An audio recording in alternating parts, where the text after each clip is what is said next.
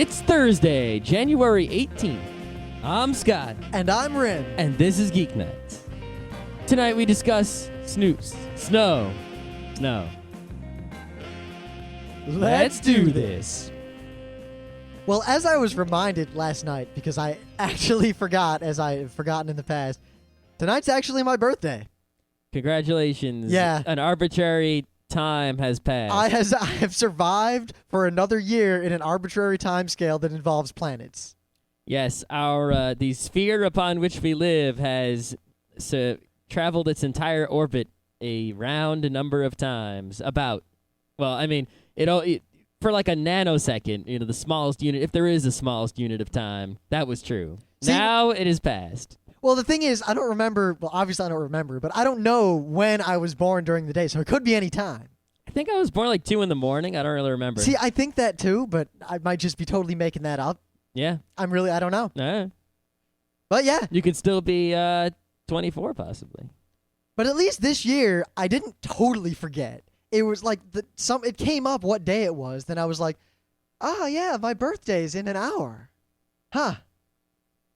I think it was 2 years ago. Might have been 3 years ago. I completely forgot it was my birthday. I absolutely had no idea. And then eventually, I forget who it was, but someone wished me a happy birthday. And I was like, it's not my birthday. And then someone else convinced me it was my birthday. And I thought about it. Like, wait, January? Yeah. Hot damn. Yep.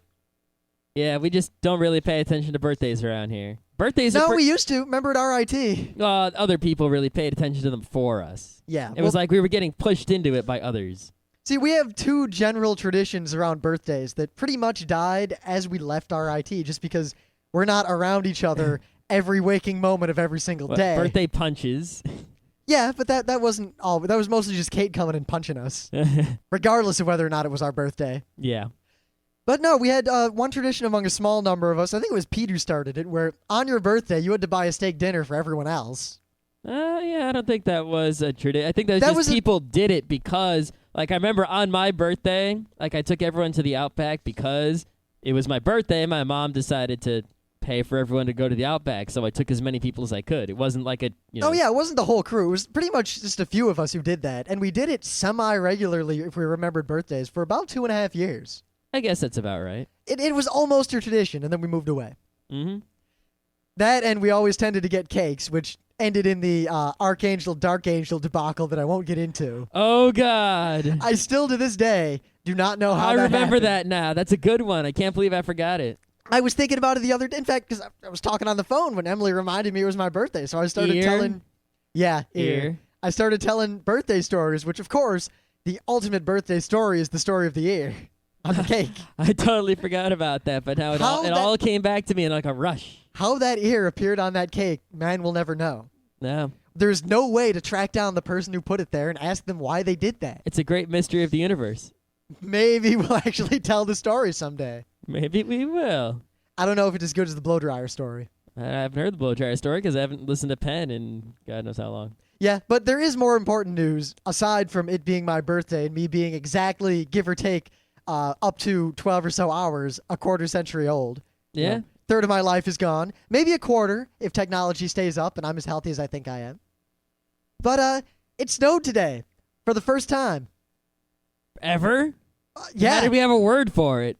I made the word up just now. Now it snowed. All right, so everybody, that white stuff that you see falling from the sky, we're going to call it snoo. I can't believe... What's new with you? Do you even know the origin of snoo? It's a joke from Kermit the Frog on that commercial with Fozzie No, Bear. it came from way before then. Oh, really? Yeah. Because that was the best. It was like he had those barrels, and Kermit was like, what's new? He's like, snoo, what's new? And Fozzie goes, what's new with you? Oh, zing. Now there's a much older snoo. In fact, if any of our listeners can bring up that older reference to snoo, which specifically refers to... I'm sure some old geezer listening to the show knows what snoo is. I'm just curious. I don't. And all I remember is Fozzie Bear. You won't win anything. Okay. They're like, you'll win fuck all. Ooh, that's a good prize. But yeah, it hadn't snowed yet this year. In fact, it had barely frosted yet this year. I have been wearing T-shirts outside up until about 2 days ago. Yeah, well, 2 days ago it got cold, and I was like, ooh, it's cold now. I have to wear like a coat, and I wish I had a hat. And Yeah, but it wasn't bitterly cold. It was hovering around freezing. It wasn't really below it was. freezing. I wasn't shivering outside in my coat, but walking out to the car, I was just thinking, woman, it is cold. And, there was frost on the car. I had to defrost it a little bit, warm it up. You could see the exhaust coming out of cars. It was cold, but it wasn't like Rochester cold. God. See, maybe it's just because I grew up in Michigan that, cold is cold. And if it's below freezing, it's cold. But it's not that special kind of cold unless it's below 0 Fahrenheit. That's right. That's the moment where I go outside and go, fuck. And you turn around and go back inside. No, you end up doing that Rochester shuffle where you're walking as fast as you can, but you're holding your body perfectly rigid, hoping that no amount of air will in any way enter your clothing. Yep. I got to pull that string at the bottom of my coat in to keep the air from going up into my business. But no, my news is that it snowed, and I live in a state where it snows. It snows pretty much, barring catastrophe, every year in New York State, both upstate and downstate. It snows here every year. You'd think, after the previous thousands and thousands of years of it snowing. Well, you know what? I'll even go closer. Since the invention of the automobile, except for that first winter, people knew it was coming. You knew it was going to snow. You knew that your car might spin out or somehow lose traction in snow. You know exactly what snow is going to do when it's on a road. You'd think after that first winter, we would have this down. It wouldn't be an issue anymore. But no, it snows today. And not only did I pass 5 or 6 major freaking accidents with dead people laying in the street, but one of the accidents that I passed, there were about, no exaggeration. I'll tend to exaggerate stories. There were exactly 16 police cars that I could see and more than 6 ambulances. There were at least 20 cars involved in this accident. There was debris everywhere, and I'm pretty sure I saw body bags. Mm-hmm. Now, I would have understood this if there had actually been any significant amount of snow on the ground, but the roads were just fine. Yeah, I drive half the way home on a freeway and an interstate, and half the way home on this country road that kind of sucks. And on the country road, there was one part that was slippery going down an incredibly steep hill, and my anti-lock brakes made it nothing. So, and they didn't even engage the rest of the way home. I just kind of coasted home. I probably would have just, as I crested the hill, downshifted. Yeah. Either way, I'm just saying I had no problems going home at all. It seems to me that people, when it comes to snow, when they're driving, can't take a rational, middle-of-the-ground approach. It seems like everyone out there either goes faster for some reason, just as fast as they can possibly go, tailgating me, or they go 5 miles an hour. Yeah, I ran it's into like both people today. are either driving, they're like, oh, it's safe to drive, and they drive fast. Or they go, oh, it's dangerous, and they drive too slow. Yeah. It's like, what the fuck? First, I pass all these horrible accidents. And now I'm just on the Taconic. I'm going about 50. The only reason I'm not speeding, the road is fine. Absolutely fine. It's just snowing a little bit. The only reason I'm not speeding is because there's cops everywhere. The road was worse when it was raining a week ago when there was fog. Yeah.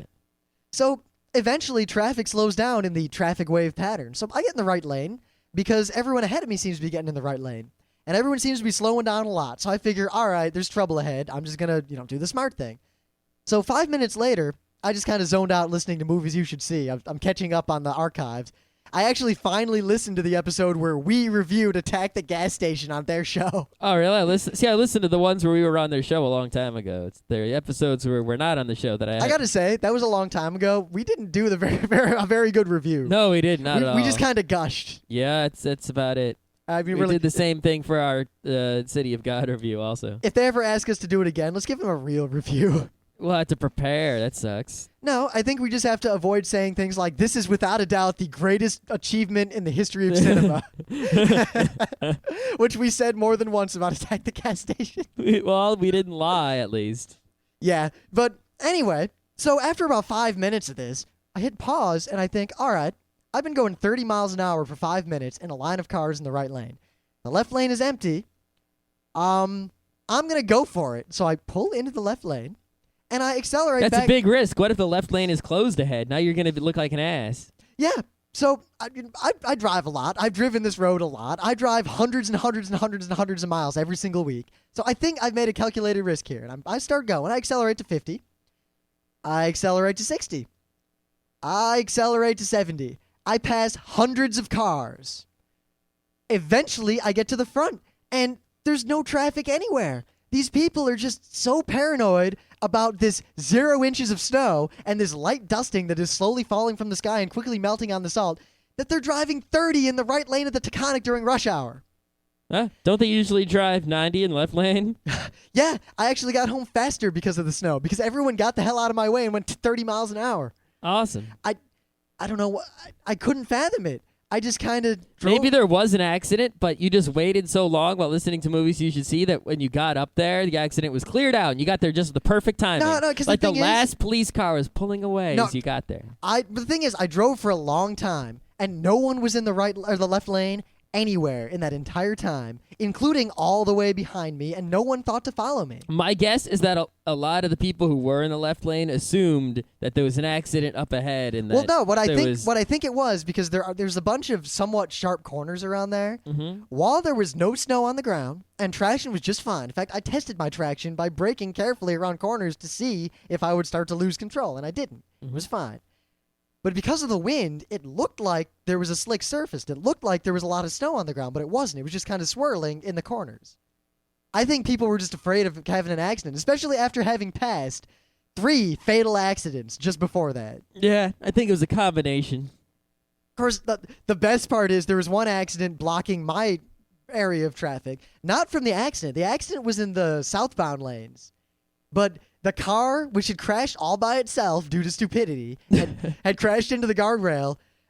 Various bits of large debris had continued through the guardrail and blocked my side of the road. There was a hood laying there and a fender. Going pretty fast, wasn't he? I don't know what he flew off. I don't know what he was doing.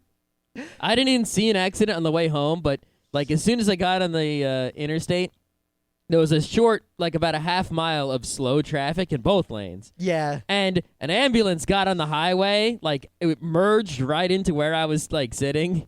So I just kind of stopped in the middle of the highway until the ambulance went away down the highway in front of me. I assumed, there's an accident up ahead. That ambulance is going to it, right? So then eventually, I'm going down about a half mile, and then traffic picks up again, and I'm on my way home. And then eventually I get to one of those, cross the highway bits. And the ambulance is going to the other side of the road. It was somewhere way behind me. I wasn't even close to it. Actually, this seems that, one, you don't have to, you have to give right away, obviously, and you should give right away, but you don't have to stop for an ambulance on the freeway. Yeah, but, I was at this merge, and there was no way it was getting on unless I let it. But a few months ago, if I wanted to, I could have held the ambulance there and not let it go anywhere. A few months ago, I was driving up the Bronx River Parkway, and there was an accident somewhere up ahead. So I'm in 3 lanes of traffic, completely balled up, stopped for like 10 minutes. Eventually, I see a commotion way back, so I just get out of my car and look. There's an ambulance trying to get to the scene of the accident, furiously. The ambulance driver is obviously very pissed off and fervently trying to get through this crowd of cars. And all the cars in front of it are just sitting there like, where do you want me to go? There's nowhere to move my car.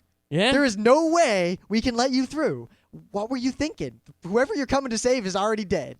If the road is too narrow and full of cars, that's it. If you're an ambulance guy, you should grab your little medical first aid kit and run. Yeah. That's what you should do. All right. I got a news here. It said the headline is Myspace to offer spyware for parents. Now, you read that headline and you think, all right, what is Myspace going to do? They're going to give a program that even the stupidest parents can install that will let them see everything their kid is doing on MySpace, even the private stuff and everything, to make sure their kids aren't doing any nasties, right? Oh, the first thing I thought was, how can I game the system in installing this for one of my friends? Exactly. However, that's not what they're doing. Well, what are they doing? Parents who install the monitoring software on their home computers will be able to find out what name, age, and location their children are using to represent themselves on MySpace. That's it. Can't you just look at their MySpace? Oh, shit. Does this cost money? I have no idea. No, I hope it costs money. I hope this cost money because that is a direct that. It's like in order for this to work, you'd have to know your kid's MySpace username anyway, right? To type it in, to know what the software has to figure out who to look for. Maybe it could root through your cookies or something, but I doubt that highly. So, how is it? This makes no sense. It's basically MySpace is doing nothing at all, right? And stupid parents see this nothing as if it's a move to help them out and make MySpace safer when it's actually nothing. I'll bet I know what this is. And these stupid experts, right? All these expert people, they're like, now the kids are going to run away from MySpace because their parents can watch them on it. They're going to start using something else because kids are all fickle. They'll just go to a different social network as soon as one starts to suck. And I'm like, dude, MySpace already sucks the most. It doesn't get much worse than MySpace. Anyone who hasn't fleed it already isn't gonna. I think I know exactly what MySpace is doing.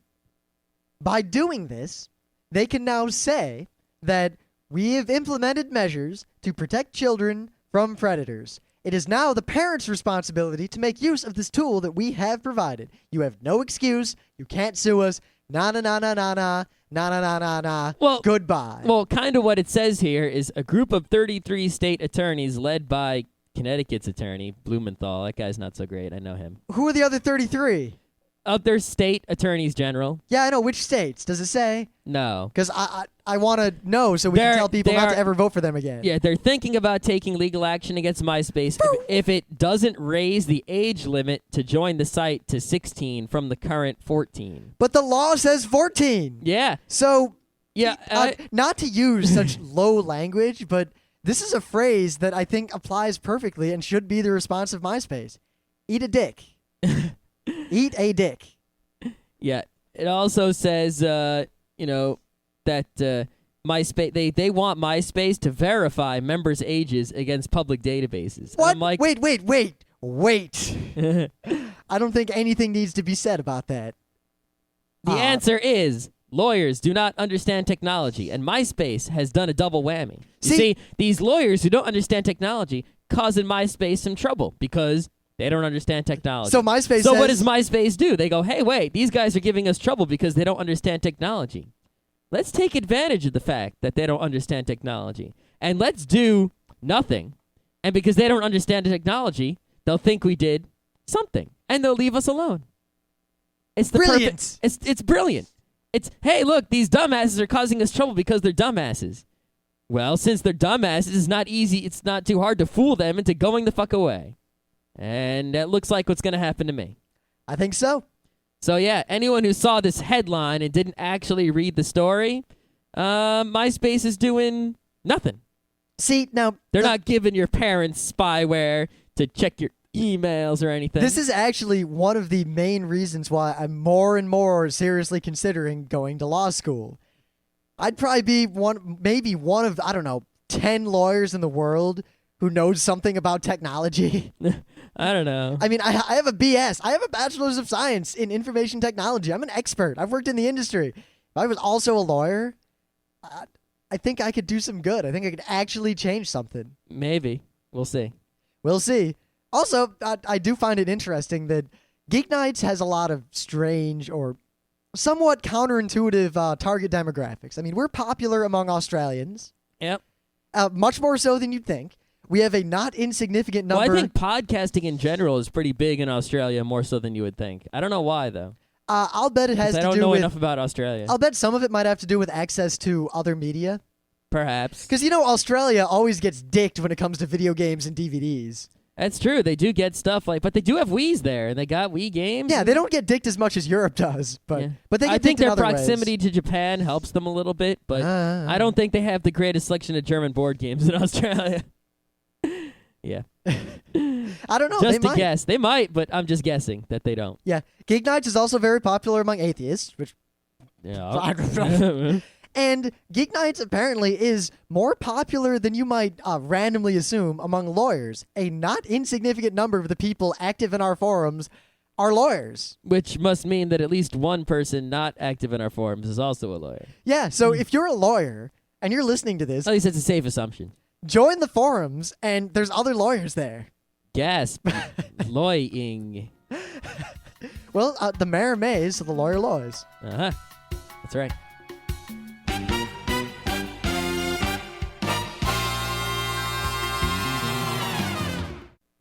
Things of the day. Oh, I found this, I think, last night, maybe. It's pretty good. Yeah, Scott had another thing of the day, and we're just about to start recording the show. And I say, well, it's my birthday. And then Scott says, oh, shit, I got to use this other thing of the day. Start over. Yep. Even though that had nothing to do with That's right. Could have waited. As any real geek knows, if you were to watch Star Wars Episode 6, Return of the Jedi, if you were to watch the special edition, at the end, there's this big celebration where they show you all these cities around the galaxy. And they play some jive music. And there's this jive song going on, right? Well, if you watch the original Star Wars Episode 6, Return of the Jedi, at the end, they don't show you cities around the galaxy. All they show you is the Ewoks celebrating. Everyone else who's celebrating, you don't see them. And during that, they don't play no jive music.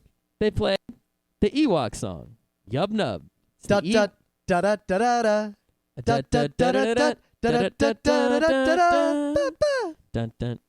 da da da. Okay, it's a pretty catchy song, and I like it. Even though a lot of people hate it, I like it.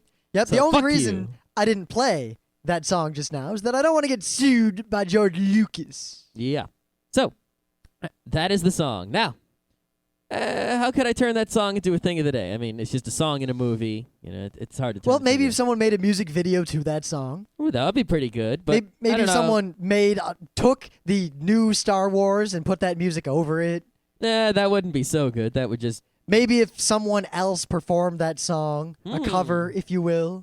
Well, it just so happens that this song has been performed by a mediocre barbershop quartet. Now, when he says barbershop quartet, he means it. When he says mediocre, he fucking means it. Yeah, there's a video on YouTube of these 4 guys. That's what a quartet is, 4 guys. And they're a barbershop quartet. They're not a very good one, but they're better than no barbershop quartet at all, I guess. I think they get an A for effort and an A for concept, but a D for execution. Yeah, I mean, you look at them and you say, well, okay, that guy with that beard, he's such a nerd, oh God. And those other guys, yeah, they're pretty nerdy too.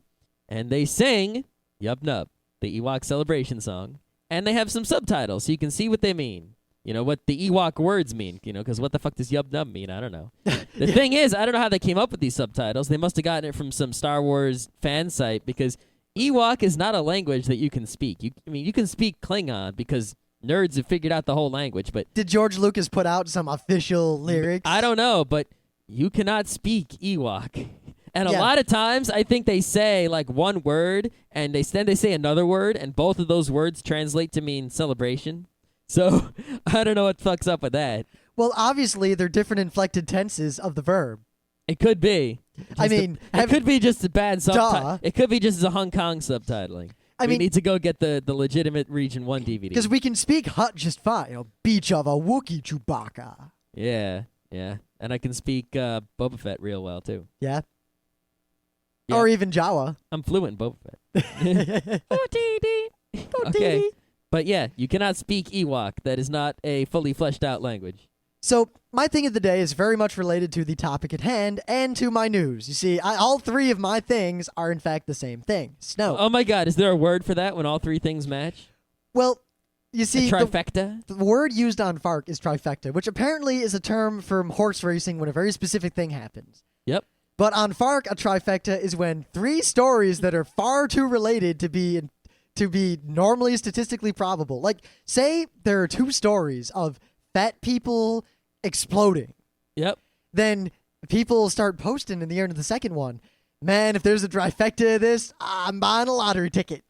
Yeah, I would too. So I guess this is the first Geeknights trifecta. Well, I don't know. I guess every show is a geek trifecta. I guess so. 2 of them, in fact. Yeah. All right, but yeah. So now, I would never have used this as a thing of the day. And I'm using it only as a public service announcement and an educational bit to all of our listeners who do not live north of the Messier line in the United States. Because I don't think anyone else in the world does this. At least not to the extent that Americans do, to the point that we have a word for it. A commonly understood and known word. You see, a long time ago, I was hanging out with a friend of mine from down south. Not even that far down south. No. North Carolina. Not that far at all. Not that far south. And for somehow, the conversation of donuts came up. And this person was entirely, utterly confused as to They what thought I we were meant. talking about Krispy Kremes and Dunkins. And they wondered how Krispy Kremes and Dunkin' Donuts had anything to do with snow and cars. What, do you get a warm donut and sit in the car while it's cold? Is it a euphemism for something? And I was flabbergasted. I think I realized at that point that there are a lot of people out there, especially people who don't live in pretty much New York State, Michigan, Ohio, Wisconsin. Yeah, it reminds me, one time I was at my grandparents' house in Florida, and I needed a haircut pretty badly. So I went to just whatever the closest place was that could give a haircut, and I got a cheap, shitty haircut. But the person who cut my hair was like 40-something years old at the time, and this must have been years ago, so they must be 50-something now, right? And they said that they had never left Florida in their entire lives. Yeah. I can't fathom that. No, I can't either. I mean, I've never left the state of Florida. my wanderlust is enough to. I would just die. Yeah. But it's probably never seen snow ever. Yeah, no, except in TV. Yep. So All right. there's no. I can't expect that person to know what I mean when I say do a donut. So a donut, which is, I mean, there are probably terms for this in other places that it's done, but to all of you in foreign countries, I don't think you quite understand, even Canada, the extent and the fervor which is put forth when it comes to donuts up here. I mean, there are a lot of places in the world where donuts are done, but specifically in the Northeast U.S., I don't know about other places, but we're really intense about doing donuts. College students and high school students in the Northeast United States love doing donuts, and they will do as many as they can. Like in high school, right? If I was in 10th grade, I got my car, 11th grade, whatever. Any time all through high school, I've got my car. If it snowed, and I had nothing else going on, I would probably just get in my car and drive over to the high school, which had a gigantic donut-shaped parking lot of all things. Gasp. And in this parking lot, I would proceed to make donuts. Now, not only would I be doing this, but I could count. I could just expect at least 10 or 15 other cars to be in this parking lot doing the exact same thing. There'd probably be one guy in the church parking lot across the street because he's afraid of getting hit by someone. There'd probably be some kid doing it at the park in the grass on the ice. It's kind of like, if it snows, you go down to the golf course with your sled, and what do you see? A bunch of other kids with sleds. Yeah, or you go down to the local pond and you all start ice skating. Yeah. Y'all go down to the local thing and start doing donuts. Yep, that's what donuts are. And pretty much it was either that or play hockey. That's what we did. Yep. So a donut, very specifically, is when you get into your car and there's a slick, ice-covered or snow-covered surface somewhere. I guess you could do a donut when there is no ice, but you would have to be going very fast, and it would be rather dangerous. I wouldn't call it a donut. Yeah. So you get out of the parking lot. Now, part of the reason that I think they're so pervasive in the U.S. as to other places is that in the U.S., especially in a lot of the places we've grown up or lived, everyone has a car. Mhm. Also, everyone has a parking lot. And when it snows, those parking lots are empty and icy. And they don't bother plowing the parking lot because people can just deal with it. They usually plow it like on Monday for work, but Actually, one that was plowed recently, but then it's still snowing, that's usually the best. yes, because If they plow it because it's got a foot of snow and it's still snowing, you can go there when there's half an inch. That's perfect. yeah. However, I think the best possible donut is when there's about 2 to 3 inches of snow. And it can't just be powder. It has to be a little bit wet, but it can't be too wet. But It's got to be slippery. It's the kind of snow where you'd get out of your car and fall on your ass if you weren't careful. Yep, but not the so cold that it's a solid sheet. Yeah, a solid sheet of ice, you'll just kill yourself because you don't have enough friction to stop. Yeah, you'll just have a lot Or of trouble. get going. You want snow that when you step on it compacts. Snow that would make good snowballs makes good donut snow. Yeah.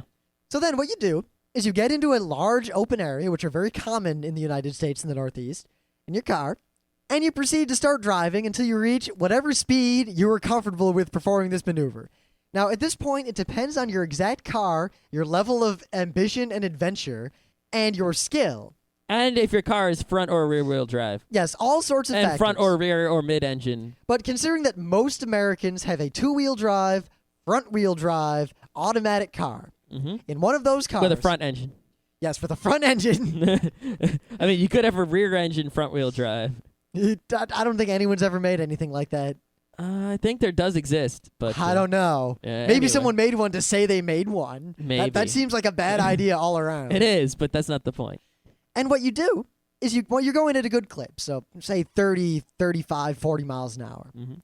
Then you turn your wheel a little bit to the right or a little bit to the left. Depending on which direction has less stuff. Just enough to start the car turning. Now, obviously, at this point in a car like this, you're going to understeer, meaning your front tires are going to lose traction, and your car will start to angle to the right or to the left, but it will continue going mostly straight, and the front tires are not grabbing at all. Yes, it will go in the direction you were originally going, and not in the direction you were trying to turn into. At this point, you flip your car into neutral so you don't stall out, and you simultaneously pull your parking brake. Mm-hmm. Now, you don't hold the parking brake the whole time. You just pull it a little bit, because pulling the parking brake, what it does is it takes your rear brakes and locks them. Now, also, you do not want to do this if you have a Boolean parking brake, the one that's just on-off. You only do this if you have a normal parking brake. Usually, you want the hand one. Yeah, if your parking brake or your emergency brake, or whatever you want to call it, it's a parking brake, is the kind where you pull a lever with your hand brake. That's good. If it's the kind where you push down this locking pedal, like on the left, like to the left of where the clutch would be, that's no good. Now, you can do it without using the brake, but the brake will give you the most dramatic results with the least required skill or effort. That is correct. Your car will then proceed to spin any number of times while flying across the parking lot at high speed, eventually coming to a stop. Yep, because what's happened here is the initial turning, your front wheels have lost traction because they are trying to go in a direction, but the momentum is carrying you in a different direction. Secondly, your rear wheels, which still have the traction, have now locked, and those wheels will not spin. Thus, your car will spin around in a circle with a little 360, creating a donut on the ice. Now, that's the basic donut. If you want to be more advanced, I mean, obviously, you can do really cool things. It's kind of like Initial D. You can drift all around. You're not going to ruin your tires. You're not going to hit anything unless you're a complete consummate jackass. Or dumbass. Yeah. Oh, God. There was a friend of ours once, because in addition to donuts, I would often use my parking brake in snow. It's something that, because I grew up in Michigan, if you live in a place where it snows a lot and you just have to drive in snow all the time, it snows and that can't stop you. You just have to go. The parking brake is often useful to swing your car around a corner that you might not otherwise make due to your current speed. Mm-hmm. So whenever I was dropping people off at the dorms on my way back to camp or back to our apartment, I'd usually do that coming up to the area where I could let people out, because otherwise I'd have to go real freaking slow to get around that corner. So I just go faster, pop it, come around, come to a stop, let them out. One of our friends, while they were driving someone else home, because one time I drove them home and they saw me do this, and they were a little bit impressed. Probably more impressed than they should have been. That's right. Because, I mean, a lot of people who go to RIT are not natives to cold places, so they can't understand what all these donut snow people are doing. It's like, what are you doing? Wow, this is still the thing of the day. Yeah, it is. That's fine, because it's relevant. It's pertinent. Yep. So then he decides to do it one day with someone else in the car. And he comes around, he pops the parking brake, car slides, and bump, just right into the side of the building. Just boop, and stops. Yeah. But if you want to get advanced, instead of popping your car into neutral, you use the accelerator and use the wheel right to try to get like a perfect slide or some counter steering, try to land on a target. I think my goal, usually when doing donuts, the goal is to go as fast as you can safely and then do as many 360s as possible in place. Yep. That's the goal. My goal is almost always to do because that provides the most thrills in the car. It's like anyone else who's in the car with you, it's like an amusement park ride if you get that going. There were like 4 times at RIT where I took someone out who had never been on a donut run before, and I just took him out to a parking lot, and I did a donut. Like a shitty donut, too. Just like a little, like, because Scott was in with a couple times, and we'd just be like a little, like I'd maybe go like 360, like a little shoot. It wasn't going more than 30 or 35 miles an hour. And they'd totally freak out like I was going to kill him somehow. Yeah, I think what it is people feel those G-forces not too often. And when they do feel them, it's in an environment where they know they're safe, like a roller coaster or something. So when you feel them in a car, which is a place where you never want to feel those kinds of G-forces, you freak out. Now, unless you're from the place where these are Unless common. you feel, well, if you do it twice, then you don't. Yeah. You're used to it. I mean, the first time I ever did one, when I was in 10th grade, I didn't even have my driver's license yet. I had my learner's permit. I was so afraid I was going to hit something. And then I did one, and I didn't hit anything. And I did one again, and I realized that you can't hit anything unless you're a consummate jackass. See, now I want to encourage people to do donuts. That way, they'll be better to able handle their cars. Like, if they get into some serious no traction situations in the snow, not on purpose. However, is it illegal to do donuts or not? You see, it depends. If you're doing it on private property, it's not illegal unless you're trespassing. Mm-hmm. They could get you for reckless driving if you did that on a public road, but you shouldn't be doing that on a public road anyway. No, I think just don't do it where you know you're going to get in trouble for doing it. Yeah, I mean, like RIT turned a straight-up blind eye to it. They knew. I'm sure if campus safety was right there. Campus safety was right there watching me one day. The guy was just sitting there in his car, and I was doing donuts. I didn't notice him at first because it was still snowing. So finally, in the middle of one of my runs, I look and I see this car, this campus safety guy sitting right there looking at me. And I just stop, and I sit there like, great, he's going to come do something to me. And he doesn't do anything. So eventually, I build up a little bit of courage, and I do another donut. And then eventually, his lights come on and think, all right, now he's coming after me. And he drives off into this other parking lot, does a donut, and then drives away. It was one of the most beautiful moments in my life, second only to when this jackass ran I keep saying jackass today. Ran a stop. Say asshat instead. A guy passed me from behind over a double yellow and ran a stop sign. He was then immediately pulled over. And I drove past him. I was laughing so hard with the window down, and the cop looked up to me, and he gave kind of the smirk of like, yeah. Lol. Yeah. I mean, we rag on cops a lot, but we don't dislike cops. We just dislike some of the uses of cops. Yeah. And some cops. All right. So, my thing of the day. Oh, shit. Is a video of someone at RIT in the donut parking lot. In a Saturn. I mean, D-Lot is well and good. If you'd never been to U-Lot. And he does a pretty damn good donut. Anyone but us got that reference. God. Now, I will note that while the normal donut he does is really impressive, the end of the video is doubly impressive. I would give it a 20% chance that he faked the second half of the video with a clever cut and then having a guy laugh. It could be. However, I have known people. I cannot do this. I don't think Scott can do it. I don't think anyone we know can do it. But I could do it if I practiced a bit. Yeah, but I knew people in Michigan who could do donuts you wouldn't freaking believe. They would have two cars and they'd go at each other like you're playing a game of chicken. And then one would veer to the right and one would veer to the left, and they'd like initial D past each other. And that was like the common game, and I never ever had the balls to try that. I would never have the balls to try it either, unless it was a shit car and like a demolition derby of ice. Then I would do it.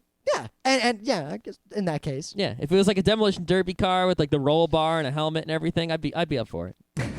But not in my car. Right. So the topic today is snow, because it snowed today. Mm-hmm. What is there to say about snow? Let's see. It's cold. It's wet. It falls from the sky. It's made out of mostly water, but sometimes there's some acid in it. A lot of people in the world don't deal with it. A lot of people get a lot of it.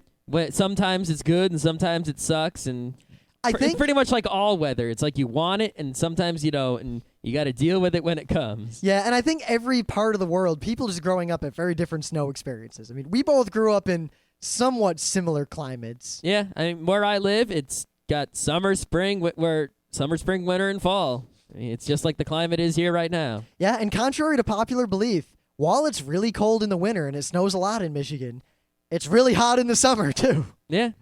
So, yeah, but I remember it seems like the older I got, like my joy from snow is inversely proportional to my age. Mm-hmm. Because when I was young, no matter what, if it snowed, it was a good day. Snow was the best thing in the world as a kid for many reasons. It might cancel school. It might cancel school. It might delay school. I went to a private Catholic school. They would cancel school at the drop of a goddamn hat. In my younger years, they wouldn't cancel school so easily, but later, as liability fears rose, they would cancel school over anything, and that made everyone happy. Except for the parents, some parents. See, my high school never canceled school, and actually, as I got older, especially when I lived in the suburbs, no one ever canceled school when it snowed, unless there was freezing rain, and they just expected you to drive in it. Yeah, they always canceled school because, buses and shit. Yeah, well, I think it's just a different... I mean, I grew up in a place where if it snowed a foot, you weren't expected to alter your habits in any way. Yeah. And no one did. Yep. See, the other reason snow was awesome as a kid is because it was sort of like this toy that you didn't know if you were going to get to play with it. And just some days it would appear outside your house. Like, imagine if outside your house there was a swing set. And most of the time you looked out the window and the swing set wasn't there. It was just the summer. You look out the window, no swing set. Then in the winter, on just a few random days for one part of the year, the swing set would appear. Not just in your yard, but in all your friends' yards, too. Yeah, and in the streets and everywhere. And that was the best times. Building snow forts. Snow igloos, which always collapsed on me. Yep. Throwing snowballs, snow angels, snowmen. Whitewashing as I got older. Snow everything. Every Bill Cosby stand-up about snow. Yeah. There was just so much shit to do with snow if you were a little kid. God, I mean, I loved sled. I still love sledding. Sledding is one of my favorite things in the world. Sledding's pretty damn good. I haven't done it recently. I wanted to. In fact, I had decided to this year. I had a sled picked out to buy and everything, and it just hadn't come to be. Rosebud. But when it would snow, like my brother and I were serious about it. Like when it snowed, we'd get together, kind of like Calvin and Hobbes style, and all right, this is what we're going to build out there in terms of sledding hills. We'd always make sledding hills in our front and backyards. We'd always made different ones. Like in the front yard, because the plows would pile up all that extra snow from the street into the front half of the front yard. We'd take all that in addition to the driveway snow and the yard snow and make one like really, really tall hill to sled off of. Oh, see, our backyard had a hill, so we mostly sledded on that. Yeah. But if you wanted to get some serious, dangerous, possibly dangerous sledding, you could go to this one golf course where one of the holes just was like a big, big hill.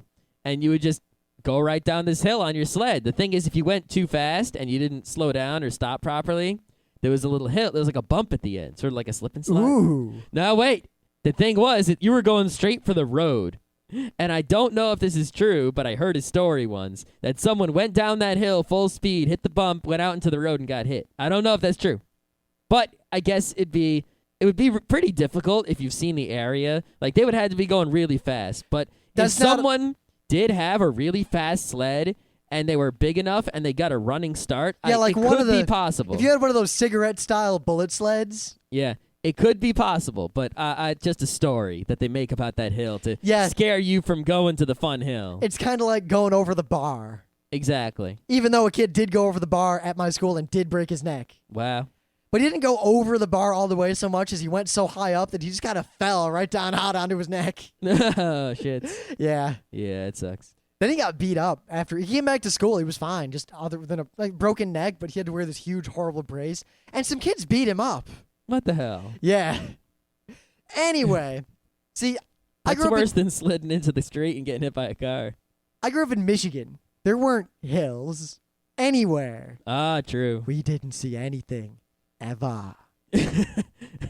So we had to make our own. Now, as a result, we got really good at it, and we learned that while the tall hill seemed like the best idea to a young kid, make a tall hill and go off the top of it. You didn't go so fast. What we realized, the ultimate way to sled in a flat front yard, we made a bump about, a little over knee high. And we'd make it really, really compact, and we'd pour some water over it and more snow over it. So it was this compact, solid ice thing. Yep. And what you would do is you would run at it at full speed with the hit sled the bump in your hands. and get some air. No, you'd run at it full speed. Just before you got to it, you jump into the air, stick your sled under your knees, and land on it. You would go flying down 3 or 4 yards. And usually we'd put jumps or angles or beams or ice or something. A lot of times we pull out a hose and make ice lanes. Yeah, that's always a good plan. You can make like a little, what's it called? The thing in Cool Runnings, a toboggan run. A bobsled action. Yeah. Well, you pile up snow on 2 sides, and then you compact the snow in between, and then you just run for it and go right down the middle with your sled. And if you put a turn or 2 in there, you can bank off the turns to pick up more speed. That could be some good stuff. See, we'd always make those kind of. They would just happen because we're sledding in the same place. It kind of made a dip in the snow over time. Yep. You didn't actually do it by hand. That takes too long. But when I was a kid, I was a Cub Scout, and right before I left the Cub Scouts and decided not to join the Boy Scouts because no offense, but It seemed really kind of nerdy, and I didn't like any of those people. Yeah, I also did the same thing. I got like 2 Cub Scout things and no. What? I got all the way to Weebelows. I didn't go to Weebelows. I also got a pile of medals and pins. I and gave him whatever. the finger way before Weebelows. I didn't get the religion pin because that was before they kicked atheists out of the Cub Scouts. I actually got that one for Jew. Really? I don't remember, actually. I have to go look at my little... I remember one The thing of the... was my mom was so, like, lazy about sewing those things on to the stupid shirt Nah, that, like, I had a whole mess of them that never got attached to anything. that's so sad. Yeah, whatever. Yeah, my Pine Box Derby cars always sucked ass. Yeah, I had one, and it sucked ass, and I only did the Pine Box Derby once. But in that one Pine Box Derby, I saw the kid who won, and I realized the answer to winning. And if I would have had another year, I would have won because I would have done it Formula One style. I think we could do a show on Pine Box Derbies. That's not a good idea. If we also include CO2 cars. CO2 car. I think the two combined will be a good show. But anyway. Model cars, yeah. So we went to this huge Boy Scout camp in the middle of nowhere. And it actually was somewhat hilly there. But it wasn't hilly like, rolling hills. It was hilly like dangerous hills in the woods. So at our cabin, right next to it was not really a cliff, but a very sharp grade. It looks like it was a drainage ditch, and it was snow and ice. And it formed what appeared to us as young, not-so-bright kids to be a perfect toboggan run. However, at the bottom was a little bank of snow, and the toboggan run kind of went to the right or to the left, and there was a raised section in the middle. And directly behind this raised section was a gigantic oak tree. Oh. So we're all debating, will the bank push you out of the way before you hit it or not? Oh. So finally, one kid gets in a little saucer, and he goes a down. Saucer? Oh, shit. I wouldn't do it in a saucer. Why? Saucers are the crappiest of sleds. They're fun. No, you're not using the saucer properly then. How do you use the saucer properly? You got to make sure that you don't let yourself rotate in the saucer. Oh, I'm well aware. Saucers can't go nearly as fast as certain other kinds of sleds. No, saucers can go fast. What you have to do is you have to bend the sides up, right? That way it does less... I'm well aware. Yeah. You can also steer by pulling one side up or the other side. Or you can do the National Lampoon style where you get the metal saucer and you polish it. That doesn't actually work. I know, but it's hilarious. I was trying to come up with a way to reference that. I was just pissed that you beat me to I just it. came out and said it because I knew. I was going to reference it somehow and be all clever. Yeah. So he's going down, and he's going straight for the tree. And at the last second, because there's... He just jumps off. No, because the snow goes up, it goes right toward it, and then it just kind of like falls to the side and keeps going down the trail. Oh, sweet. So the next kid's like, badasses. He just jumps down without even thinking. Same thing, but he goes to the left. And so we're saucering for a while, and people are like, they figure out how to pick left or right, and it's going okay. Mm-hmm. Then a kid pulls out the toboggan, and we're like, all right, who's with me? Not me. So I got on, but I was at the back. There were 6 people in front of me. Whoa, it's a big one. Yeah, it was a big, straight-up wooden one with metal railings on it. Oh, shit. No, it was either plastic dish or it was plastic sled. We didn't have no Well, the wooden most dangerous sled are the ones that are about 6 feet long, about a foot wide. They're made out of plastic. They're basically just a shallow piece of plastic, and they have basically rifling along the bottom. Yeah, that stuff that's dangerous. Those stuff. things. God, Remember when we went sledding with dinner trays? that didn't end well. No, it didn't. No, that was awesome. It was hilarious. I watched a guy try to snowboard with a piece of cardboard. Wow. He met down a steep hill. He made it about 2 feet, and then he fell on his face. At least did he attach it to his feet with strings? You'd think that. It basically just stopped, and then he just fell. So this toboggan, I'm at the back of it. I'm the 7th person, and like the lucky hobbit at the back. And I know this is not going to end well. I've decided to be at the back because that way I have 6 airbags in front of me. Mm. And it's going down, and they're like, yeah, we're going to make it. We're going to make it. Because they're all big, tough Boy Scouts. Now I'm a little young Cub Scout. This thing is not going to turn. It's how long? This thing's going straight for the tree. So I bail about halfway down. And Bailing is something that you do in snow often, not just when in sledding. Yeah, I bailed and rolled. I saw that one other person bailed. And at the last second, I hear, oh, shit, and it just goes right into the tree, just thuck. And the back of the toboggan goes up and then back down. And I just hear, oh. Oh. Right in the mean bean machine. They were all hurt. As they deserved. They totally deserved it. Yeah. I think, though, in the front row crew, I'm really the only one who skis. Yeah, I'm just sort of anti-skiing. Like, I actually kind of like watching downhill skiing in the Olympics. It's kind of cool, and I like playing Ski Free for Windows 3.1. I remember that. The With Yeti would the get you at the Abominable end. Snowman. Yeah, that was a good one. I love that game. But actually skiing, I've never done it, and I don't plan to because I can get a lot more fun with a lot less danger. Skiing is not that dangerous. I'm not saying it is that dangerous, but it is dangerous. See, the thing And is, there is the danger to fun ratio is not good enough. I don't think you quite understand how fun it is. I think I know how fun it would be for me. Not so much. Well, that's just because you have no leg strength. But I have plenty of leg strength. We'll see. But even if I, it's like the amount of time to take that. If I tried to ski right now, I'd kind of suck at it, and it wouldn't be fun. No, because honestly, the basics of skiing. I mean, you saw that South Park. French fries, pizza. Yeah. That's it. But even so, it would take me a while before I could actually ski anywhere fun. It would take a lot of time. That's not true at all. And a lot of money, and I might get hurt. The first time I ever went skiing cost me $20 for a lift ticket and $20 to rent skis. I went over to the bunny hill. Someone explained to me how to use the tow rope. That's all I needed. And they explained to me, I took a little 20-minute lesson where they taught me how to go faster, how to go slower, how to turn, and how to not impale myself. Mm-hmm. Impaling yourself, you see, you never hold a ski pole out in front of you.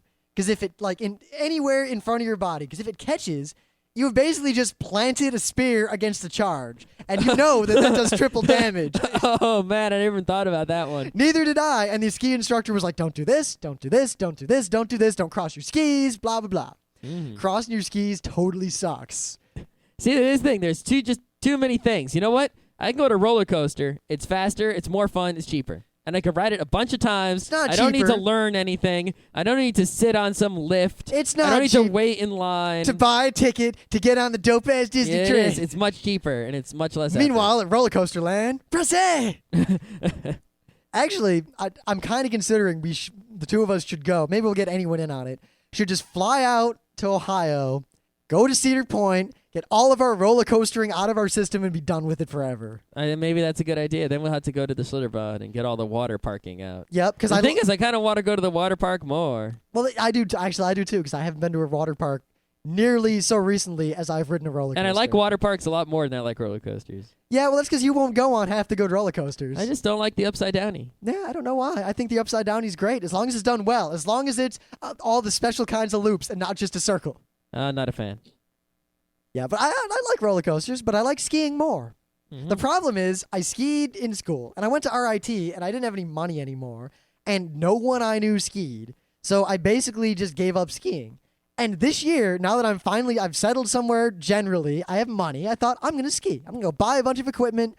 I'm going to go skiing. And it hasn't fucking snowed until today. Yeah, well, I guess they have places where they make snow. Yeah, but the thing And is... there's some mountains that are high enough around here where there's snow, even though there isn't any on our front lawn. Oh, no, yeah, there were places I could have gone to ski. But all the places that were really close and really cheap, nah. Not so much. There's a reason places are cheap. It's when the skiing sucks, they make the prices low because that way you can ski even though it sucks. And then, if the prices are high, that means there's good skiing going on. Though a friend of mine from IBM, the one who was over the other day, did point out to me that because the skiing season has been generally abysmal, I can pick up ski equipment real cheap. Well, it's not real cheap. It's just relatively cheap. No, that's real cheap.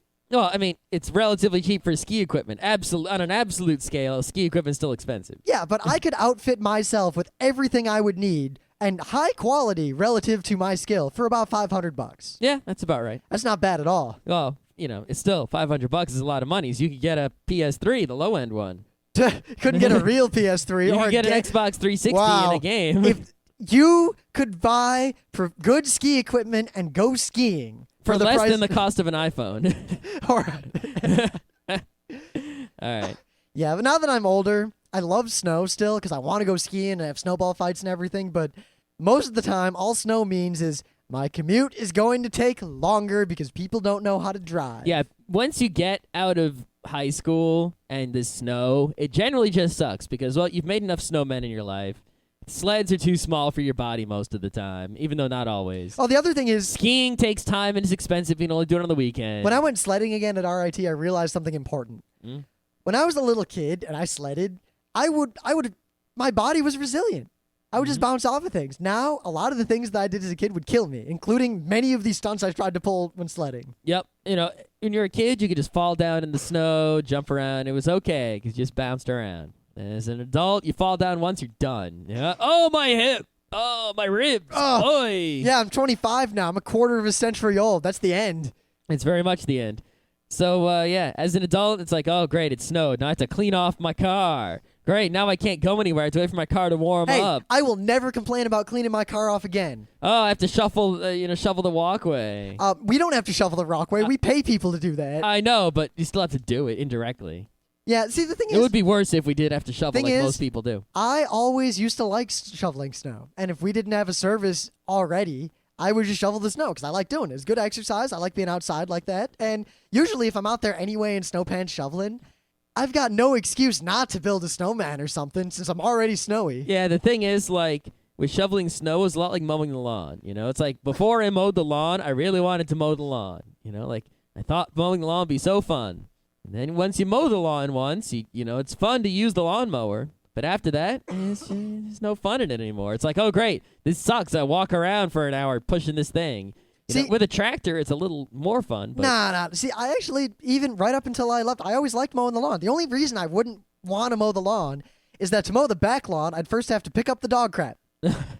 And I never wanted to do that. So as a result, I liked mowing the lawn maybe twice, and then it was not fun anymore. Same thing with shoveling snow. See, I like mowing it. If you had a new shovel, it would reinvigorate the joy of snow shoveling for a few minutes. Well, we have a new shovel. I know. So you'd shovel for a few minutes. You'd be like, wee, a new shovel. And then you'd be like, oh, yeah, shoveling snow sucks. I guess if it's a light snow, it's not so bad. No, heavier the better. I love just battling the elements like that. No, it's like, yeah, it's great to battle the elements for the first battle. And then as soon as you win one battle, and then you realize you have to fight that same exact battle 100 more times, it's just like, fuck this, I'm going inside. But remember, we lived in Rochester. We can never complain about cleaning off our cars again. Because here, we have to clean our cars off maybe once every couple of weeks, even when a normal winter And it's happens. real easy to do it. I don't have to chip off a half an inch thick shield of ice from my front windshield. In Rochester, it would snow just enough to where you would have to scrape your car off every single night. Not every night. Every time you got in your car, you would wake up, you'd get in your car, you'd wake up, you'd clean off your car, you'd go to class, you would come back to your car in the parking lot, clean it off, drive home, go inside for 10 minutes, come outside, clean off the car. Double awesome. Yeah. My strategy, whenever there was a perfect sheet of ice just covering the windows, which there often was, I would turn the car on, have the heat going full blast and all the defrosters and everything on all the time. And what eventually would happen is the part of the sheet of ice that was closest to the windows, the parts that were actually touching the windows of the car, would melt. And then I would just push the sheet of ice off the car. Just whoop. That was the great strategy of Scott. No chipping, no hacking, no scraping. That was the key. It still sucked because it took so long to wait for that shit to defrost, but it was fun when I pushed that sheet of ice right onto the ground. I always used to love sheets of ice whenever I could get a hold of them. Yeah. I always felt like I was breaking a giant plate glass window. Remember that dude with the recycle bin? Actually, one time, we'll end on this just because we've already gone way too long for an episode of this caliber. Yep.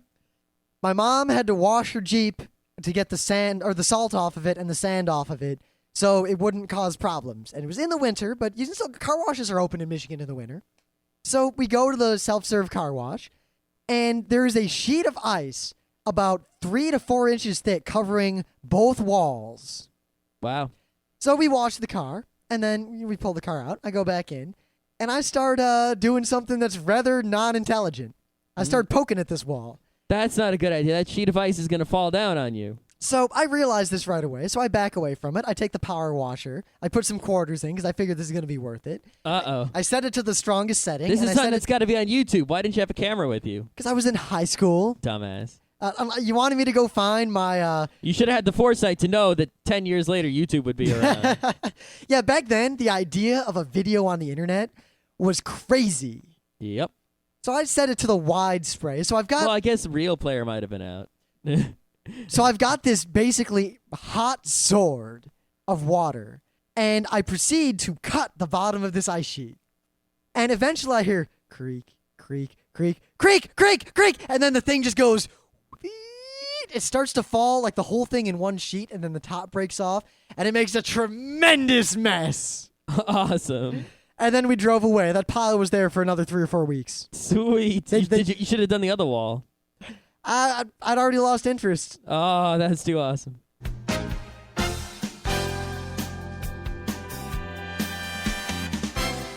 This has been Geeknights with Rim and Scott. Special thanks to DJ Pretzel for the opening music. Be sure to visit our website at www.frontrowcrew.com, where you'll find show notes, links, our awesome forum, a link to our Frapper map, and links to all the RSS feeds. We say feeds plural because Geeknights airs 4 nights a week, covering 4 different brands of geekery. Mondays are science and technology. Tuesdays, we have video games, board games, and RPGs. Wednesdays are anime, manga, comic nights. And Thursdays are the catch-alls for various rants and tomfoolery. You can send us feedback by email to geeknights@frontrowcrew.com. Or you can send audio feedback via Odeo. Just click the link that says Send Me an Audio on the right side of our website. If you like what you hear, you can catch the last 100 episodes in iTunes or in your favorite podcatcher. For the complete archives, visit the website, which has everything. Geeknights is distributed under a Creative Commons Attribution Non-Commercial Share-alike 2.5 license. This means you can do whatever you want with it as long as you give us credit, don't make money, and share it in kind. Geeknights is recorded live with no studio and no audience. But unlike those other late shows, it's actually recorded at night.